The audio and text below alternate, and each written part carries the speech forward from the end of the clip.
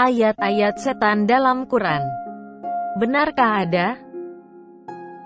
Pernah mendengar buku karangan Salman Rushdie yang berjudul Satanic Verses atau Ayat-ayat Setan? Dalam video ini kita akan mencoba melihat apakah ada ayat-ayat setan dalam Quran. Istilah ayat-ayat setan pertama kali disebutkan dan dipopulerkan oleh Sir William Muir, 1858. Insiden ayat-ayat setan, atau dikenal dalam literatur Islam sebagai Qissat al-Gharanik, kisah burung bangau, adalah nama sebuah dugaan kejadian ketika Muhammad disebutkan telah keliru mengira ayat-ayat yang dibisikkan setan sebagai wahyu. Cerita yang melibatkan tuduhan atas terjadinya insiden ayat-ayat ini dapat ditemukan dalam beberapa sumber, seperti Sirah Nabawiyah yang ditulis oleh Al-Waqidi, Ibn Sa'd, juru tulis dari Waqidi, dan Ibn Ishaq, yang direkonstruksi oleh Alfred Guillaume. Demikian juga dari tafsir oleh Al-Tabari. Setelah sekian lama Muhammad berusaha menarik perhatian penduduk Mekah untuk menjadi pengikutnya dan akhirnya membuat jengkel masyarakat Mekah selama bertahun-tahun dengan mengejek agama dan dewa-dewa mereka, maka masyarakat Mekah akhirnya tidak mau berhubungan dengan dia dan pengikutnya lagi, termasuk hubungan dagang, yang berakhir dengan diterapkannya boikot.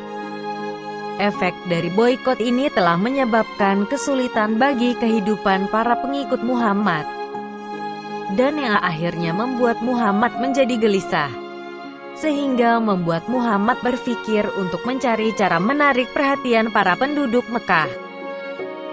Kemudian Allah SWT menurunkan wahyunya yang terdapat pada surah An-Najm, surah 53, demi bintang ketika terbenam, kawanmu, Muhammad, tidak sesat dan tidak pula keliru. Dan tiadalah yang diucapkannya itu menurut kemauan hawa nafsunya, hingga sampai pada ayat 19 dan 20 yang berbunyi, maka apakah patut kamu menganggap Al-Lata dan Al-Uzza dan Manah yang ketiga, yang paling terkemudian, sebagai anak perempuan Allah? Setan membisikkan kepada Muhammad kata-kata sebagai berikut. Ini adalah Gharanik yang dimuliakan, dan perantaraannya diharapkan. Al-Lat, Al-Uzza dan Manat adalah tiga dewi yang disembah oleh penduduk Mekah pada saat itu. Sedangkan mengartikan makna Gharanik agak sedikit sukar. Istilah dalam bahasa Arab ini memang pada umumnya bermakna seekor bangau, namun bisa juga berarti berbagai jenis burung lain termasuk gagak dan elang. Untuk sementara kita artikan saja sebagai burung bangau. Ketika suku Quraisy mendengar hal tersebut, mereka menjadi sedemikian senangnya karena Muhammad telah mengakui dewa-dewa mereka sebagai perantara dengan Allah SWT. Sementara kaum muslim yang percaya penuh kepada Muhammad, mereka terus sujud melakukan penyembahan bersama Muhammad sampai akhir surah diturunkan, tanpa mengetahui kalau ada bagian dari wahyu tersebut merupakan bisikan dari setan. Para penyembah berhala pun kemudian mulai mendengarkan apa yang dikatakan Muhammad dan mereka mulai percaya kalau Muhammad merupakan seorang nabi. Sehingga baik muslim ataupun penyembah berhala bersujud melakukan penyembahan bersama-sama. Hal ini diperkuat dengan hadis Sahih Bukhari, di mana dinyatakan bahwa semua orang, kecuali Al-Walid bin Al-Mughirah, yang sudah tua, bersujud menyembah bersama Muhammad ketika Muhammad membacakan surah Al-Najm.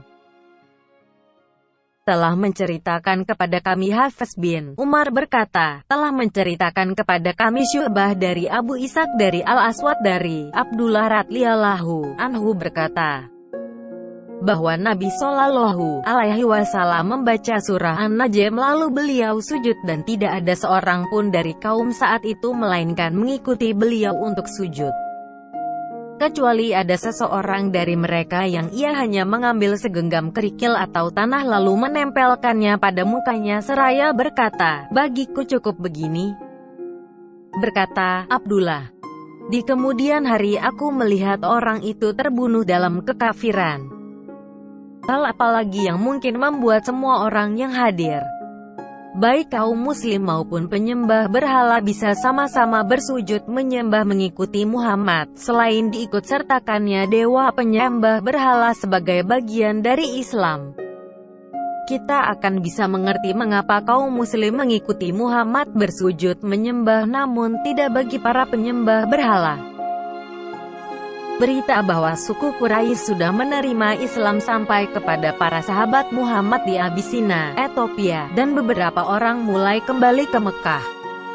Namun tak lama kemudian, Jibril menegur Muhammad dan Muhammad sadar bahwa mengakui putri-putri Allah sebagai dewi-dewi telah merusak kedudukannya sendiri sebagai satu-satunya perantara bagi Allah dan manusia, dan membuat agamanya tidak beda dengan agama penyembah berhala, dan karena itu agamanya jadi tidak berguna. Maka dia menarik kembali kedua ayat yang mengakui putri-putri Allah dan menyebutnya sebagai ayat-ayat setan. Setelah itu dia menggantikan dengan, apakah patut untuk kamu anak laki-laki dan untuk Allah anak perempuan? Yang demikian itu tentulah suatu pembagian yang tidak adil.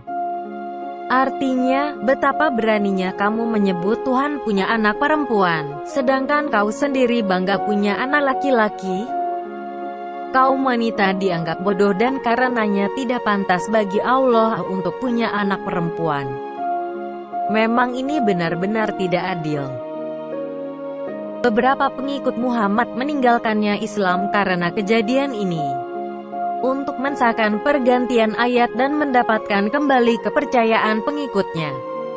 Dia mengaku semua nabi juga kadangkala ditipu setan, yang memberi gagasan secara licik agar mereka mengucapkan ayat-ayat setan dan sepertinya itu datang dari Tuhan. Mendengar bahwa kedua ayat tersebut telah digantikan oleh Muhammad, maka para penyembah berhala semakin menampakkan sifat permusuhan kepada Muhammad. Dan ketika para pengikut Muhammad yang datang dari Abisina mendengar bahwa kedua ayat tersebut sudah dibatalkan, mereka semakin ketakutan sehingga mereka harus diam-diam masuk ke Mekah. Bahkan dalam surah 22 ayat 52, Allah SWT pun memperkuat bahwa Muhammad telah mendapatkan wahyu dari setan. Dan kami tidak mengutus sebelum kamu seorang rasul pun dan tidak pula seorang nabi, melainkan apabila ia mempunyai sesuatu keinginan. Syaitan pun memasukkan godaan-godaan terhadap keinginan itu. Allah menghilangkan apa yang dimasukkan oleh syaitan itu, dan Allah menguatkan ayat-ayatnya. Dan Allah Maha Mengetahui lagi Maha Bijaksana. Tafsir Jalalain atas surah 22 ayat 52 tersebut di atas pun menyatakan, dan kami tidak mengutus sebelum kamu seorang rasul pun. Rasul adalah seorang nabi yang diperintahkan untuk menyampaikan wahyu, dan tidak pula seorang nabi, yaitu orang yang diberi wahyu akan tetapi tidak diperintahkan untuk menyampaikannya, melainkan apabila ia membacakan Al-Quran. Setan pun memasukkan godaan-godaan terhadap bacaannya itu, membisikkan apa-apa yang bukan Al-Quran dan disukai oleh orang-orang yang ia diutus kepada mereka. Sehubungan dengan hal ini Nabi SAW pernah mengatakan setelah beliau membacakan surah An-Najm, yaitu sesudah firman-Nya, maka apakah patut kalian, hai orang-orang musyrik, menganggap Lata, Uzza dan Manat yang ketiganya? Surah An-Najm 19 ayat 2. Lalu beliau mengatakan, bintang-bintang yang ada di langit yang tinggi itu, sesungguhnya manfaatnya dapat diharapkan. Orang-orang musyrik yang ada di hadapan Nabi SAW kala itu merasa gembira mendengarnya. Hal ini dilakukan oleh Nabi SAW di hadapan mereka, dan sewaktu Nabi SAW membacakan ayat di atas lalu setan meniupkan godaan kepada lisan Nabi SAW tanpa ia sadari, sehingga keluarlah perkataan itu dari lisannya. Maka malaikat Jibril memberitahukan kepadanya apa yang telah ditiupkan oleh setan terhadap lisannya itu.